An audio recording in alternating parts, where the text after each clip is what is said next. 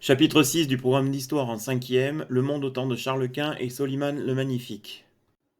Au XVIe siècle, le monde a connu de grands changements. Deux personnages historiques importants, Charles Quint et Soliman le Magnifique, ont marqué cette période. Charles Quint était empereur du Saint-Empire romain germanique et roi d'Espagne, tandis que Soliman le Magnifique était sultan de l'Empire ottoman. Leurs règnes ont été marqués par des découvertes, des conquêtes et des conflits qui ont transformé le monde. Comment les ambitions de Charles Quint et Soliman le Magnifique ont-elles façonné le monde au XVIe siècle, notamment à travers la découverte et l'exploitation des nouveaux mondes, ainsi que les conflits en Méditerranée. Grand 1, la découverte de nouveaux mondes. Pourquoi et comment ces découvertes? Après la prise de Constantinople par les Turcs en 1453, les Européens cherchent de nouvelles routes vers l'Asie. Ils veulent accéder aux richesses des Indes sans passer par les marchands musulmans. Ils veulent aussi christianiser le monde. Au début du XVIe siècle, les explorateurs européens ont découvert de nouveaux continents, notamment l'Amérique. Ces découvertes ont été rendues possibles grâce au progrès de la navigation et à la curiosité des explorateurs comme Christophe Colomb. Les Européens ont été attirés par les richesses et les ressources de ces nouvelles terres.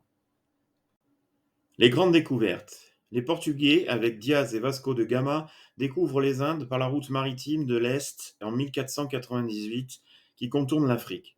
Les Espagnols, avec Christophe Colomb, qui lui est italien, ouvrent la route de l'Atlantique pour atteindre les Indes par l'ouest. Ils découvrent alors un nouveau monde, l'Amérique, en 1492. L'expédition de Magellan, financée par l'empereur Charles Quint, réalise le premier tour du monde entre 1519 et 1522. Elle prouve que toutes les parties du monde communiquent par les océans. Grand 2, l'exploitation des nouveaux mondes. Après la découverte des nouveaux mondes, les Européens ont commencé à les exploiter.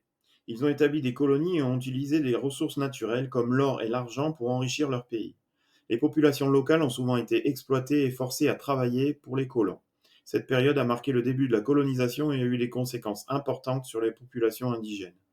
Les Portugais et les Espagnols se partagent le monde au traité de Tordesillas en 1494. Les Espagnols obligent les Indiens d'Amérique à se convertir au christianisme et les soumettent au travail forcé. Décimés par les maladies et les mauvais traitements, les Indiens sont remplacés par les esclaves noirs ramenés d'Afrique. Les richesses exploitées, l'or, l'argent, les épices, affluent vers l'Europe. Troisième partie, la Méditerranée, espace où s'affrontent Charles Quint et Soliman le Magnifique. La Méditerranée était un espace stratégique où deux grands empereurs, Charles Quint et Soliman le Magnifique, se sont affrontés. Charles Quint, empereur du Saint-Empire romain germanique et roi d'Espagne, voulait contrôler cette région pour protéger ses territoires et étendre son influence. Soliman le Magnifique, sultan de l'Empire ottoman, cherchait également à dominer la Méditerranée pour renforcer son empire.